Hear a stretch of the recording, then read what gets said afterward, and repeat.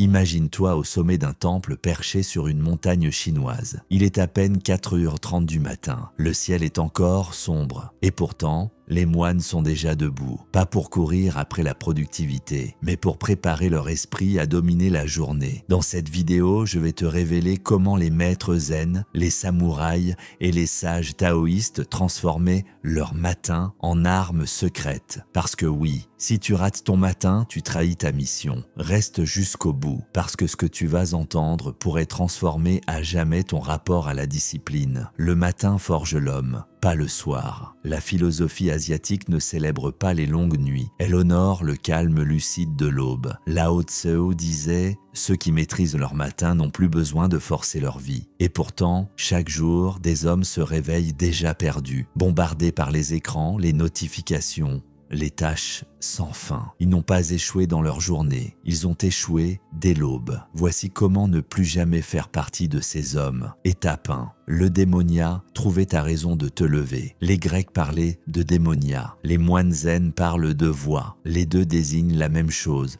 ton feu intérieur. Pas celui de l'ego, celui de l'âme. Chaque matin, tu dois te demander: qu'est-ce qui rendrait cette journée digne d'être vécue? Ce n'est pas une to-do list, c'est un appel. Et si tu ne réponds pas à cet appel, tu seras happé par le vide, les stimulations, le bruit. Alors chaque matin, assieds-toi, ferme les yeux et écris ta réponse, ta voix du jour. Étape 2, le pacte nocturne inspiré des rituels samouraïs. Un guerrier ne se réveille pas sans avoir préparé son champ de bataille. Prépare tes vêtements la veille, range ton espace. Ferme les écrans 2 heures avant de dormir. Pourquoi? Parce que le réveil est l'écho de ta nuit. Les samouraïs nettoyaient toujours leur katana avant de dormir, car au matin, l'âme devait être prête. Fais de même avec ton esprit. Étape 3, le ça de l'aube qui consiste à éviter le bruit du monde. Au réveil, ton cerveau est pur, comme un lac calme avant la tempête. Tu vas y jeter quoi? Des notifications, des nouvelles du monde, des messages? Non, tu vas y jeter du silence, de la respiration, une intention claire. Commence ta journée comme si tu entrais dans un temple. Ce sas te permet de créer un écart sacré entre toi et le chaos extérieur. Étape 4,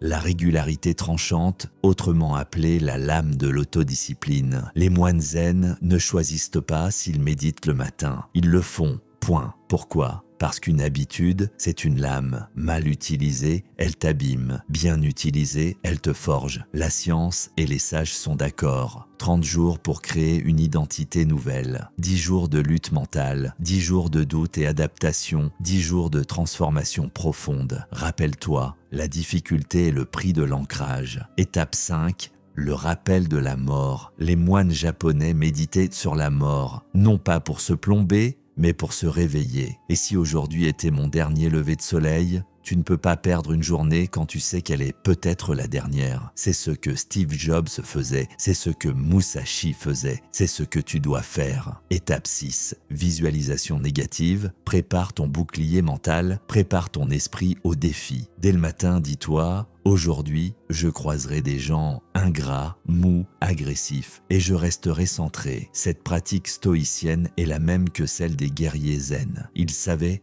que le monde n'est pas censé être facile. Et c'est en le prévoyant qu'il ne se faisait jamais surprendre. Étape 7, la gratitude radicale. Le moine Hakuin disait: celui qui s'émerveille de son bol de riz vit comme un roi. Chaque matin, note 3 choses pour lesquelles tu ressens de la gratitude, même minuscule. Ce n'est pas naïf, c'est un acte de résistance mentale, car plus tu es reconnaissant, moins tu es manipulable. Conclusion, ton matin est un sabre. Chaque matin, tu as 2 choix, te réveiller comme un esclave du monde ou t'éveiller comme un sage, tranchant et aligné. Prépare-toi le soir, éveille-toi le matin, médite, respire, sois en mouvement, écris, mais surtout, sens que tu vis. Le monde appartient à ceux qui ne confondent pas sommeil et somnolence. C'était l'âme du sage. On se retrouve très bientôt, mon disciple.